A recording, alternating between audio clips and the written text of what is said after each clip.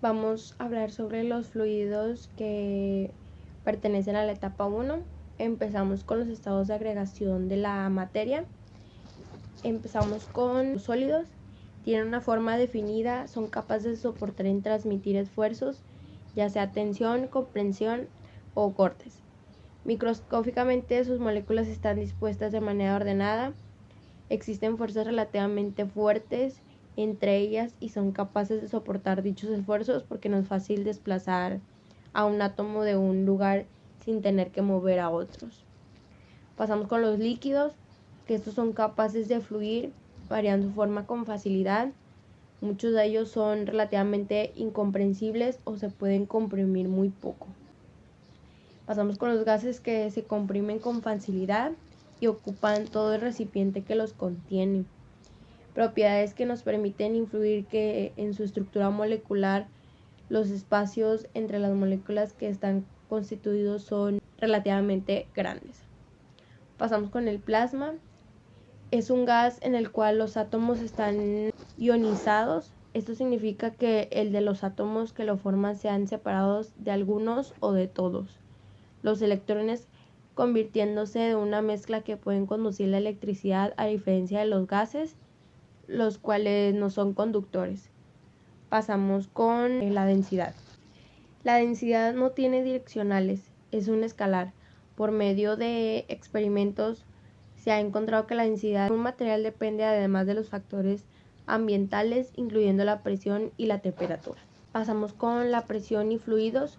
Como ya sabemos que la presión se define como la fuerza por unidad de área, teniendo en cuenta que la fuerza es perpendicular a la superficie. Por ello los fluidos ejercen fuerzas que son siempre perpendiculares a la superficie con las que están en contacto. Un fluido ejerce la misma presión en todas las direcciones en un punto del mismo. Este principio que hemos obtenido aquí se conoce con el nombre de principios de los vasos comunicantes y tiene importantes aplicaciones prácticas. Esto ya viene dentro de las propiedades de los líquidos. Pasamos con el principio presión atmosférica, La troposfera llega hasta un límite superior situado a 9 kilómetros de altura en los polos y a los 18 kilómetros en los ecuador. En ella se producen importantes movimientos verticales y horizontales de la masa de aire, vientos y hay relativa abundancia de agua. Pasamos con la astrósfera. Comienza a partir de la troposfera y llega hasta un límite superior a 50 kilómetros de altitud. La temperatura cambia su densidad y va aumentando hasta llegar a su alrededor de 0 grados. La mesósfera existe entre los 50 y 80 kilómetros de altura, contiene solo cerca de 0.1% de la masa total del aire. Tenemos la ionosfera, existe desde una altura de casi 80 kilómetros sobre la superficie terrestre hasta 640 kilómetros o más. Más allá sí existe la magnetosfera, espacio situado alrededor de la Tierra en el cual el campo magnético de planta domina sobre el campo magnético de medio interplanetario. Pasamos con la medición de la presión atmosférica. La presión atmosférica se mide a nivel del mar, por ejemplo, en una playa. En dichos lugares la altura de la superficie de la Tierra en 0 y a partir de ahí pueden aumentar a alejarnos de las playas como de las montañas. Pasamos con principios de Pascal. Los cambios de presión en el cualquier punto de fluido encerrado y en reposo se transmite a todos lados. Puntos de fluido se actúan con las direcciones. En principio de Pascal se aplica en muchos dispositivos que se utilizan en la vida diaria y en la industria. Por último tenemos el principio de Arquímedes. Nos permite explicar el hecho de que los cuerpos floten de los fluidos. Como sabes, los fluidos ejercen presiones en un interior contra sus partículas y contra las paredes de recipientes en los que los contienen. Si es un cuerpo sólido, es sumergido dentro del fluido, recibirá la presión de este. Sin embargo, recordemos que la presión es la relación entre la fuerza aplicada y el área. Por lo tanto, el cuerpo sumergido se encontrará sujeto a la fuerza que el fluido ejerce sobre en todas direcciones, hacia los lados, hacia arriba, hacia abajo o incluso hacia arriba. Y lo que Arquímedes nos dijo fue que un cuerpo sumergido recibe una fuerza de empuje igual al peso del fluido que desplaza el cuerpo. Esto ya es un poquito más resumido y con esto terminamos etapa 1 y vamos a pasar a etapa 2. Concepto de temperatura, equilibrio térmico. Los físicos han determinado que existe una variable que permite identificar ese estado de equilibrio térmico, propiamente dicho la temperatura. Podemos decir que la temperatura es la variable que determina el estado de equilibrio térmico entre los sistemas. Definición microscópica de la temperatura desde la teoría cinética molecular. Los estudios científicos han dejado al descubierto que existe una correlación entre la actividad o el movimiento de las partículas o moléculas que constituyen a todas las sustancias y la temperatura. En caso contrario, cuando disminuye la temperatura, las moléculas reducen su grado de actividad o movimiento, entonces la sustancia se contrae. La temperatura es una medida de la energía cinética promedio que poseen los átomos, partículas o moléculas de una sustancia, como podemos observar aquí en la imagen. La medición de la temperatura, escalas de temperatura Celsius, Fahrenheit y Kelvin. Como podemos ver aquí a los tres científicos, la escala Fahrenheit, una de las primeras escalas introducidas propuesta en 1714 por Gabriel Daniel Fahrenheit, tomando en cuenta la temperatura de una solución congelada y la temperatura del cuerpo humano. Escala Celsius, la más utilizada internacionalmente, propuesta por el astrónomo sueco Anders Celsius en 1742. Tomando en cuenta el punto donde coexisten el agua y el hielo, el equilibrio térmico, y donde coexisten el agua y el vapor de agua de equilibrio térmico. Y la propuesta Kelvin. Por William Thomson, se establece a partir de que se conoce que existe un límite inferior de temperatura, asignándole el valor 0 en la escala Kelvin, 0K de Kelvin, y se le llama cero absoluto de temperatura. Aquí tenemos las tablas donde se observa la temperatura, las escalas Celsius y Kelvin, y la temperatura con Celsius, Fahrenheit, Kelvin, y Celsius de Fahrenheit, Fahrenheit a Celsius, Celsius, Kelvin y Kelvin a Celsius, como su posterior fórmula, y a partir de estas podemos solucionar los problemas.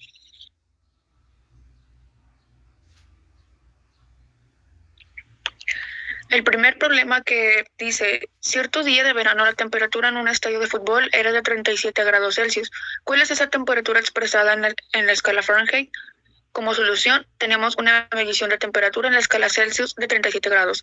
Entonces, para transformarla a grados Fahrenheit, utilizamos la relación de Fahrenheit igual a Celsius, y entre paréntesis 1.8, que es lo que vimos en la tabla anterior, más 32. Y tenemos que es igual a 37 por 1.8 más 32, lo cual tenemos 98.6 Fahrenheit. Un estudiante en Monterrey escuchó en un programa noticioso que la temperatura pronosticada por la ciudad de Estados Unidos era de 25 grados Fahrenheit y se imaginó que disfrutarían una temperatura agradable. ¿Cuál es esa agradable temperatura expresada en la escala Celsius? Como solución, transformamos una temperatura de Fahrenheit a Celsius y es la fórmula diferente. Celsius es igual a Fahrenheit menos 32 sobre 1.8, lo cual nos da el resultado como tenemos. Celsius es igual a 25 Fahrenheit menos 32 sobre 8 sobre 1.8 o entre 1.8. Y tenemos que los 25 grados Fahrenheit equivalen a menos 3.88 grados Celsius. La expansión o dilatación térmica. La mayoría de los cuerpos aumentan su tamaño cuando se incrementan a su temperatura al disminuir esta. La mayoría de los cuerpos se contraen o disminuyen sus dimensiones. Como podemos observar las siguientes fórmulas. Una regla de aluminio fue graduada a una temperatura de 327 grados Celsius, con una escala en milímetros. ¿Cuál será la longitud entre las marcas de los milímetros de la escala? Si la temperatura de la regla se aumenta a 400 Kelvin, 127 grados. Como tenemos los datos, es longitud inicial es igual a 1 milímetro, delta temperatura es igual a temperatura final menos temperatura inicial. como tenemos aquí los 400 Kelvin menos 300 Kelvin, que es igual a 100 Kelvin. El coeficiente de dilatación lineal de aluminio, que es igual a 24 por 10 a la menos 6, 1 sobre Kelvin. Y nos están preguntando cuál es la longitud. Se obtiene primero el aumento de la delta de longitud, como podemos ver con la siguiente fórmula, que para eso necesitamos el coeficiente de dilatación lineal, el milímetro y los 100 Kelvin. Como resultado tenemos 0.0024 milímetros. Para lo siguiente, sumamos 1 milímetro más 0.0024 milímetros, lo cual nos da 1.0024 milímetros. Si el cubo tiene las aristas de largo, la longitud inicial, al aumentar la temperatura en un intervalo de delta temperatura, cada arista aumentará su longitud en un valor igual para todas, ya que el material es el mismo. Puesto que los fluidos no tienen forma definida, el coeficiente más importante es el de dilatación volumétrica en la tabla que se muestra a continuación, que vemos del material de etanol, gasolina, agua y mercurio. Para el siguiente problema, un automovilista en Monterrey llenó el tanque de su automóvil con 40 litros de gasolina en la mañana cuando la temperatura ambiente era de 20 grados Celsius. Luego estacionó su automóvil al sol y la temperatura del mismo subió a 55 grados Celsius. El automovilista notó que se había derramado gasolina al tanque. ¿Cuánto se derramó? Considerar que el tanque de latón no se dilata por el mismo cambio de temperatura. Aquí tenemos los datos. Y como solución tenemos la delta de volumen, que es, entre paréntesis, 1080 por 10 a la menos 6, 1 sobre Kelvin, por 40 por 35, lo cual nos da a 1.512 litros. Observamos que las temperaturas dadas en el problema están expresadas en grados Celsius, pero en la sustitución de datos se utilizaron Kelvin. Y para el coeficiente de dilatación volumétrica utilizaríamos la fórmula que relaciona ambos coeficientes, como se ve aquí a continuación. 3 por 19 por 10 a la menos 6, 1 sobre Kelvin, lo cual nos da 57 por 10 a la menos 6, 1 sobre Kelvin. Y hacemos lo mismo, pero con el valor diferente. Lo que nos dio arriba lo sustituimos abajo. Lo que nos da y observamos que es mucho menor que la dilatación de gasolina y por ello es posible desperdiciarla. Definición de calor equivalente mecánico del calor, unidades del calor. Se le llama calor y se representa con la letra Q a la energía que se transfiere entre un sistema y su entorno en virtud de diferencias de temperaturas entre ellos.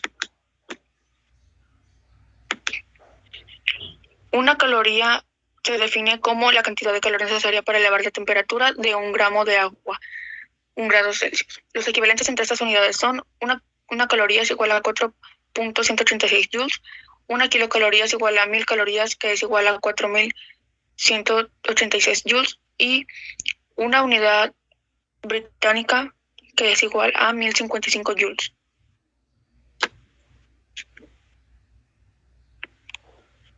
Para el calor específico, es la cantidad del calor necesaria para cambiar la temperatura de 1 kilogramo de sustancia de 1 grado.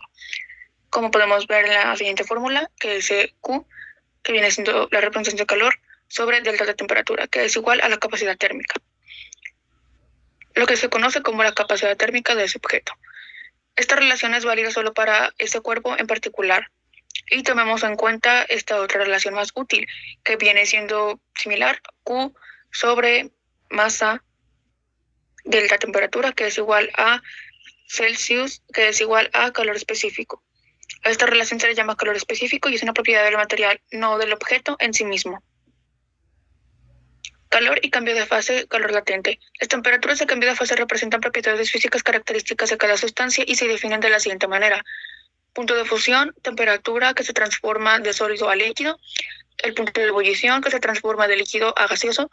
Calor latente de fusión, necesario para que 1 kilogramo de sustancia se encuentre en ese punto de fusión de fase sólida a líquida. Calor latente de vaporización, que es necesario para que 1 kilogramo de sustancia se encuentre en su punto de ebullición de fase líquida a gaseosa. Y como podemos observar, en la tabla se representan lo que son las temperaturas de cambio de fase y calores latentes.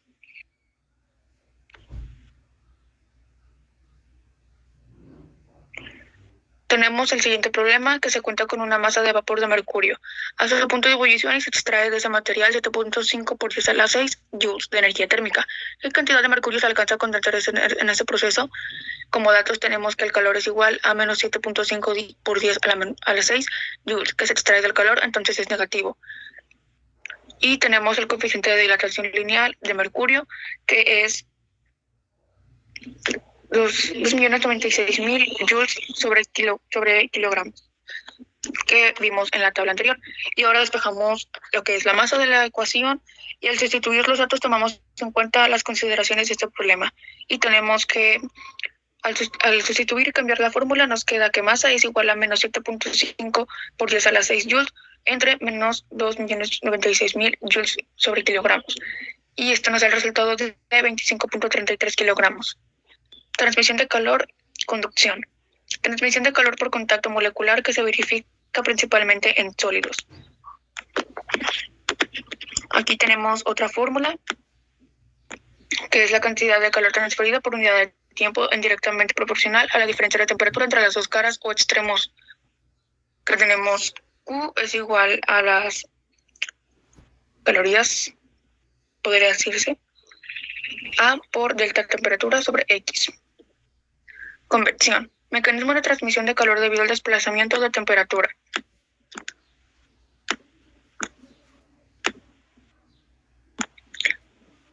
Debido al desplazamiento del material en virtud en una diferencia de densidades entre el mismo, el mecanismo de transmisión de calor en los fluidos.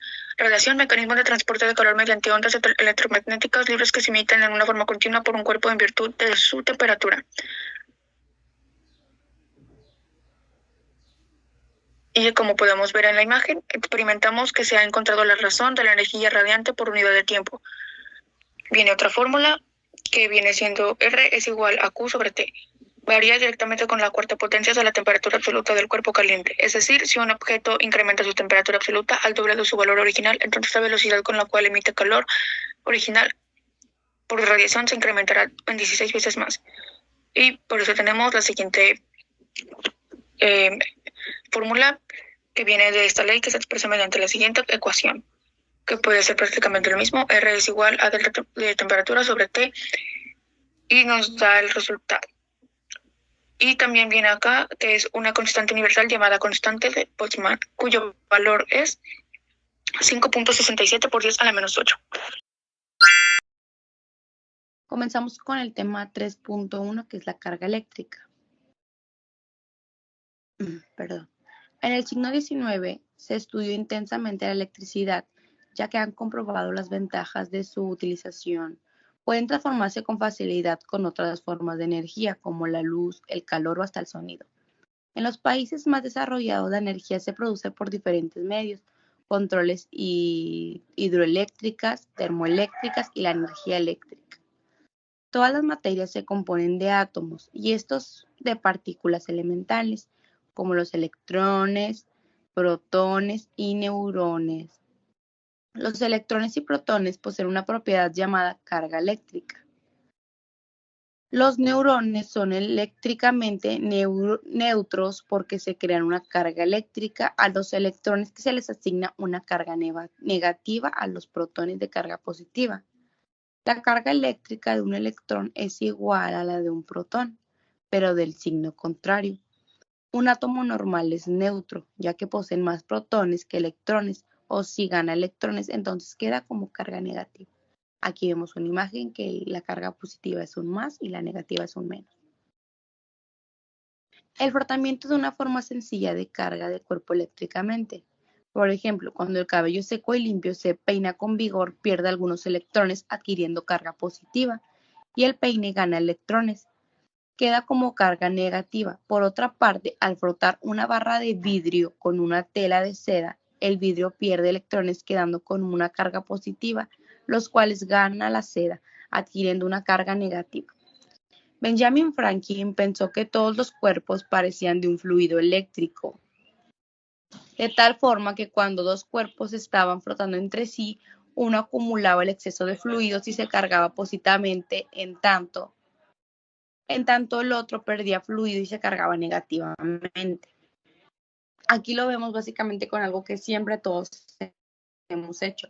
Cuando tomamos un globo cuando estábamos más pequeños y lo frotábamos en nuestro cabello, a nuestro cabello se llenaba de carga positiva y el globo de carga negativa. El tema 3.2 hablamos de los materiales conductores, aislantes y semiconductores. Los materiales se dividen en aislantes, conductores y semiconductores, según el movimiento de la carga eléctrica. Un material aislante es aquel que al colocar en él una carga eléctrica, esta permanece en el lugar donde se colocó. Por ejemplo, si frotamos el extremo de un pie de plástico con una tela de algodón, únicamente se llenará de carga un extremo, ya que si acercamos su otro extremo, el pendiente eléctrico no se apreciará ninguna interacción eléctrica. Los materiales conductores son aquellos en los cuales si se añade electrones, estos se distribuyen del material. Los materiales son materiales en los cuales los electrones pueden moverse a través de ellos con facilidad. Por otra parte, están los semiconductores. Es un material que puede actuar como conductor o como aislante en virtud, en ciertas condiciones como el de un campo eléctrico o un campo magnético que lo rodea. Su constructura atómica particular, la temperatura o la presión. El tema 3.3 es la ley de Coulomb. Charles Coulomb estudia las leyes que surgen la atracción, la repulsión de la carga eléctrica puntuales en reposo. Se entiende por la carga puntual la que trae distribuida su cuerpo electrizado cuyo tamaño es pequeño, comprobando con la distancia que la separa con un cuerpo cargado. La magnitud de la tierra eléctrica entre dos cargas puntuales es directamente proporcional al producto de las cargas e inversamente proporcional al cuadro de las distancias que las separa. Nos dice que la fuerza de atracción o repulsión de un cuerpo es directamente proporcional al producto de las cargas e inversamente proporcional al cuadro de las distancias, generando un campo eléctrico. El tema 3.4, vamos a hablar del campo eléctrico. Aquí se habló un poquito en el tema anterior, pero aquí lo desplayaremos. Un campo eléctrico existe en una región de espacio en el que una carga eléctrica experimenta una tierra eléctrica. Basta con el hecho de colocar una carga eléctrica en un punto y sobre ella actúa la fuerza eléctrica. En un punto existe un campo eléctrico.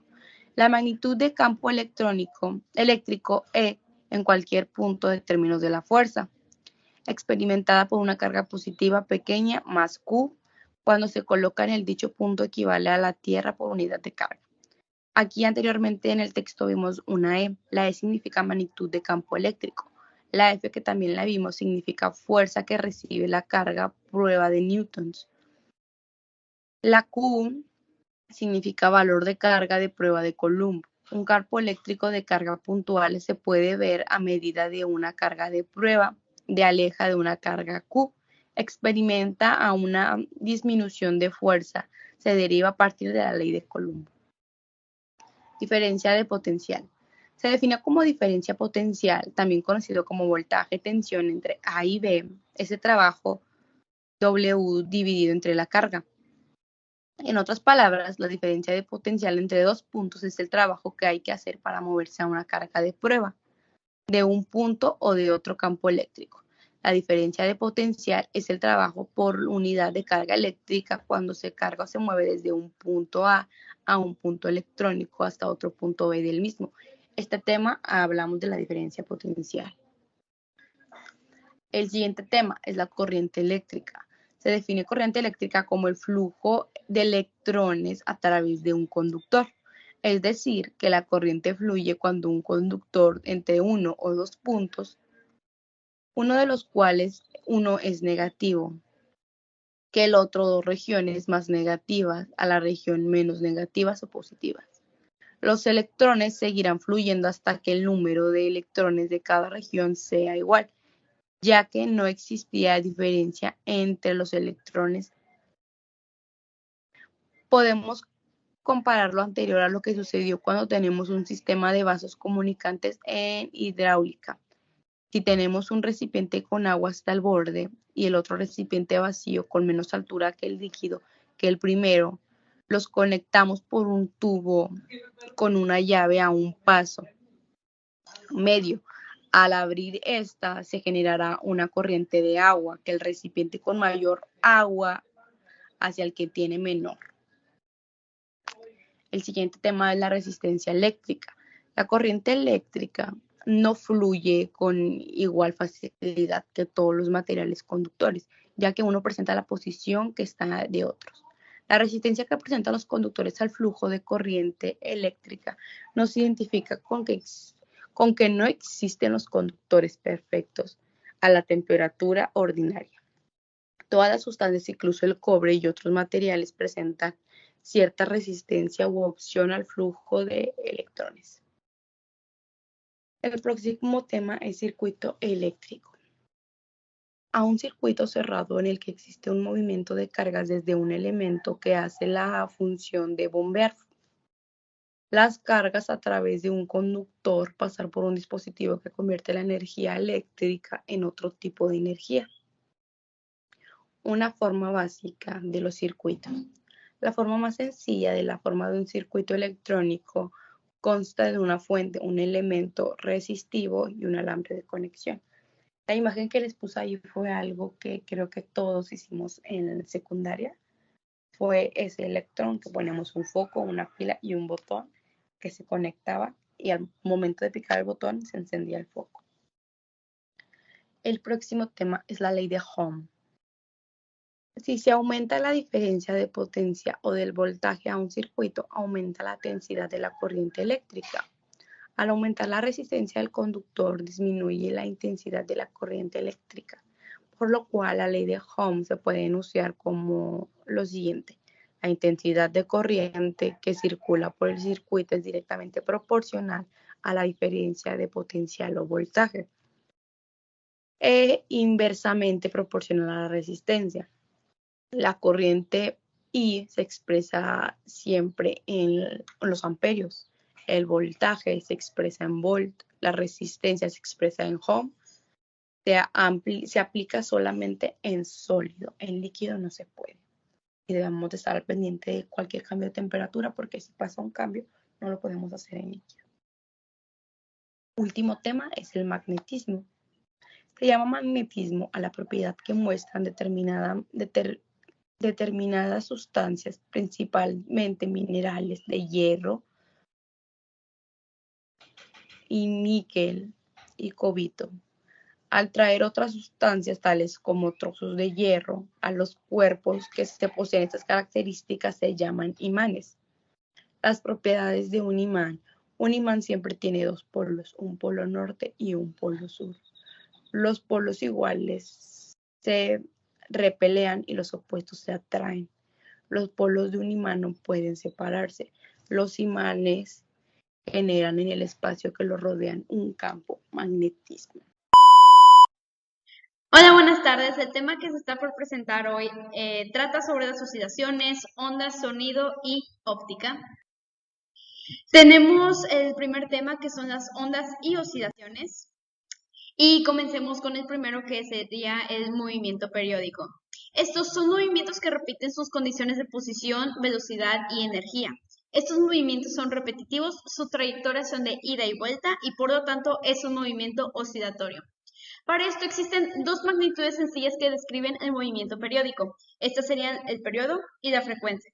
El periodo entendemos que es el tiempo en el cual se repiten las condiciones del proceso y la frecuencia es el número de veces que el proceso repite sus condiciones. Es decir, la fórmula sencilla para saber todos estos conceptos sería F es igual al número de ciclos sobre tiempo, dado que F y T son magnitudes que caracterizan el proceso. Para un ciclo quedaría F es igual a 1 sobre tiempo. Al igual, tiempo es igual a periodo y frecuencia es igual a 1 sobre tiempo. Y si se despeja, tenemos que tiempo es igual a 1 sobre frecuencia. Para el siguiente movimiento sería un armónico simple, que es la variedad del movimiento periódico que sobresale porque presenta movimientos de los cuales el cuerpo repite su trayectoria. Para un movimiento oscilatorio es donde el cuerpo repite su trayectoria. Tenemos las características fundamentales de la oscilación. Sería la amplitud del movimiento y la fuerza restauradora o de restitución. Para la primera, entendemos que es la distancia entre la posición de equilibrio y la posición extrema ocupada por un cuerpo que oscila. Para la segunda, se hace llamar como la fuerza que hace oscilar a un cuerpo. Ejemplo, si un movimiento oscilatorio cumple con las siguientes condiciones. 1. Presenta una fuerza proporcional al desplazamiento y dirigida siempre hacia la posición del equilibrio, o sea, que tiende a regresar a tu cuerpo a la posición de equilibrio con sentido contrario al desplazamiento. Tenemos que F es igual a menos Kx, que es la fuerza de restitución, donde X es el desplazamiento medido desde la posición de equilibrio. K es la constante de proporcionalidad, que puede ser un valor o una expresión que tenga una constante para el sistema dado. El menos indica que la fuerza F y el desplazamiento X tienen sentido contrario. 2.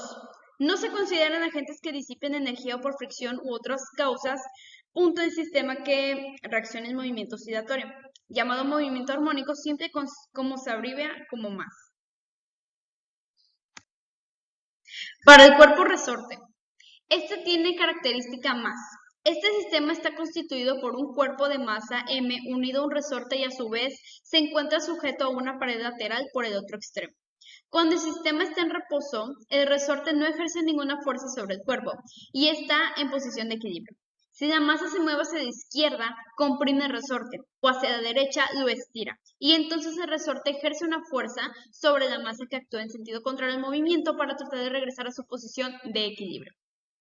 Para el péndulo simple, todo cuerpo que puede oscilar alrededor del punto de suspensión consiste en una pieza de masa suspendida por una cuerda ligera de longitud. La fuerza restauradora que hace que el péndulo experimente movimiento armónico simple es el componente del peso tangente a la trayectoria de movimiento. Mg es igual a seno de cero. Para el siguiente tenemos lo que es un movimiento ondulatorio. ¿Qué es la onda? Bueno, es la transmisión de energía sin que exista transporte de materia, debido a una perturbación en un medio o en el vacío. Estas se pueden dividir en dos, mecánicas y electromagnéticas. Las mecánicas son aquellas que necesitan de un medio mecánico elástico para propagarse. Por otra parte, las electromagnéticas no necesitan de un medio para su propagación. Podemos transmitir ondas electromagnéticas en el vacío. También tenemos las longitudinales, que estas son aquellas que siguen en la misma dirección de la propagación de la onda. Al igual, las transversales son aquellas ondas mecánicas o electromagnéticas cuya oscilación es perpendicular o transversal a la dirección de propagación. Ahora pasamos a lo que son las magnitudes que caracterizan las ondas. Tenemos la frecuencia, el periodo, longitud de onda, amplitud de onda y velocidad de la onda. Para la frecuencia, hemos de decir que es el número de ondas que pasan por un tubo determinado por unidad de tiempo por punto. El periodo es el tiempo necesario para que la perturbación se propague a una distancia igual a una longitud de onda. La longitud de la onda es la distancia mínima entre dos que tengan idéntico estado de movimiento y es la separación entre dos crestas consecutivas. Para la amplitud de la onda es el máximo desplazamiento que alcanzan los puntos de medio como medio a partir del equilibrio. Y la velocidad de la onda es la velocidad de propagación de perturbación. Aquí tenemos lo que es la fórmula de la velocidad de la onda. Ahora tenemos lo que son los fenómenos ondulatorios, la reflexión y la refracción. La energía que regresa al medio de donde viene la onda siempre se presenta cuando la onda llega a la superficie de separación entre dos medios de propiedades diferentes. Para la refracción es la que se presenta cuando la onda pasa de un medio a otro de propiedades diferentes y nos referimos a la parte de energía que penetra el segundo medio. Ahora tenemos otras dos más, que es la superposición y la interferencia. La primera es cuando dos o más ondas se propagan a través del mismo medio, el desplazamiento resultante en cualquiera es de suma algebraica de los desplazamientos producidos por cada onda por separado. Y para la interferencia, las ondas que se superponen tienen las mismas características de frecuencia y de longitud de onda. Ahora tenemos la difracción y las ondas estacionarias. La difracción es la que se presenta cuando una onda encuentra un obstáculo que no puede atravesar y lo contornea o lo bordea de modo que existe perturbación detrás del obstáculo. Para las ondas estacionarias resulta ser un método muy útil para la determinación experimental de la velocidad de propagación de las ondas en los medios, ya que la distancia entre dos nodos consecutivos es igual a la mitad de la longitud de la onda. Aquí podemos observar las imágenes de referencia, al igual que en las pasadas diapositivas. Ahora pasamos a un tema que es de suma importancia, la acústica. ¿Qué es la acústica? Bueno, es la ciencia que estudia el sonido principalmente. ¿Y el sonido qué es? Es una onda mecánica que se propaga a través de un medio elástico. Entendido como medio elástico, aquel que se da de forma cuando la onda está pasando y que recupera su forma una vez que la onda ha pasado a través de él. El oído humano normal puede escuchar sonidos con frecuencias comprendidas en el intervalo audible de 16 a 20.000 Hz. Para la velocidad de propagación del sonido. Bueno, tenemos lo que son las cantidades de lo que valdría la velocidad de la luz y la velocidad del sonido. Tenemos que la velocidad del sonido vale 3 por 10 a la 8 metros sobre segundo y la velocidad del sonido va a 340 metros sobre segundo. Entonces, podemos poner un ejemplo simple. Cuando llueve, tenemos los relámpagos en el cielo. Bueno, ¿qué es lo primero que se ve? ¿La luz del relámpago o el sonido? Tenemos que la luz del relámpago y después se escucha el tronido. Entonces, así podemos observar o escuchar más que nada cómo la luz viaja más rápido a través del sonido. Ahora tenemos las características del sonido. Tono, timbre e intensidad. El tono es la frecuencia de la onda. A mayor frecuencia, el sonido es más alto o agudo. A menor frecuencia, el sonido es más bajo o más grave. Para el timbre, es principalmente la calidad de las ondas sonoras y es característico de cada instrumento o de cada persona. Para la intensidad, es la que describe la amplitud de la onda. Esta se mide en decibeles y determina si un sonido es fuerte o débil. Para la intensidad del sonido, la intensidad de la onda es la relación de la potencia por unidad de área y expresa el flujo de transferencia de energía acústica a través de un área de sección transversal a la dirección de propagación. El nivel de la intensidad es la medida de la intensidad del sonido en relación con el cero estándar de intensidad. El nivel se representa como esta siguiente ecuación. Al igual que el intervalo de intensidad audible por el oído humano es esta ecuación. Ok, ahora pasamos al último tema que sería la óptica. ¿Qué es la óptica? Bueno, esta es la rama de la física que estudia lúcidos fenómenos que produce. La óptica geométrica, la óptica física y la óptica cuántica. La óptica geométrica es la que asigna a la luz un comportamiento de rayos luminosos recto. La óptica física se considera que la luz tiene naturaleza ondulatoria y la óptica cuántica, que se considera la luz como corpúsculo. Pasamos al siguiente subtema, que es el espectro electromagnético y espectro visible. El espectro electromagnético lo constituyen las diferentes clases de radiación electromagnética que existen. Se puede visualizar como la longitud de onda que decrece de manera progresiva y empieza con ondas largas de radio, ondas cortas de radio, infrarrojo, región de luz visibles, ultravioleta, rayos X, rayos gamma. El espectro de la luz visible se encuentra comprendido entre las longitudes de onda de 400 nm para luz ultravioleta y 700 nm para la luz roja. Aquí podemos observar esta pequeña imagen en la que podemos comprender todos estos conceptos leídos anteriormente. Para la reflexión de la luz. La reflexión es un fenómeno que describe cómo la luz regresa a su medio original como resultado de incidir sobre una superficie. Al llegar, la luz de la superficie del cuerpo se refleja total o parcialmente en todas direcciones. La superficie dice que refleja los rayos de la luz recibidas, llamada espejo. El rayo de la luz que llega al espejo se llama incidente y el rayo rechazado se denomina reflejado. Ahora el siguiente son los espejos y lentes. Un espejo es toda superficie lisa que refleja los rayos de la luz y que se percibe. Los tipos más comunes de espejos son los planos y esféricos. Ahora podemos describir lo que es un plano y un esférico. El plano es la superficie reflectora y es de forma plana, sin ninguna curvatura, y este tipo es el más común. Ahora pasamos al esférico. Este está conformado por una sección de una esfera reflejante. Pero de estos existen dos tipos de espejos esféricos, un espejo cóncavo y uno convexo. El cóncavo es una superficie reflejante de la parte interna de una esfera reflejante y el convexo es una superficie reflejante de la parte externa de un espejo esférico. Ahora pasamos a los rayos principales en espejos, la obtención de imágenes. ¿Cómo es que se obtienen estas? Bueno, tenemos el rayo paralelo al eje del espejo, que es aquel que se refleja y pasa por el foco de un espejo cóncavo o proviene del foco de un espejo convexo. El rayo focal es aquel que atraviesa el foco y se refleja paralelamente al eje del espejo. Y el principal, aquel que pasa por el centro de curvatura y se refleja largo de la trayectoria del rayo original. Ahora tenemos lo que es la refracción de la luz y la refracción interna total. Los rayos que llegan a la superficie son llamados incidentes y los rayos que se desvían al pasar a la superficie se les llaman refractados. Puntos. Y los rayos siempre están en la superficie de separación y no se refractan. Ahora por último tenemos los lentes. Estos son cuerpos transparentes que se pueden elaborar de vidrio cristalino o plástico transparente y están limitados por dos superficies, una esférica y una plana, o dos esféricas. Su uso es esencial en la construcción de telescopios con cámaras fotográficas y otros instrumentos ópticos. Los dos tipos de lentes que existen son los convergentes y los divergentes. El convergente es aquella que refracta y converge la luz paralela de un punto focal más allá de la lente. El divergente es aquella que refracta y diverge luz paralela de un punto focal localizado enfrente a la lente.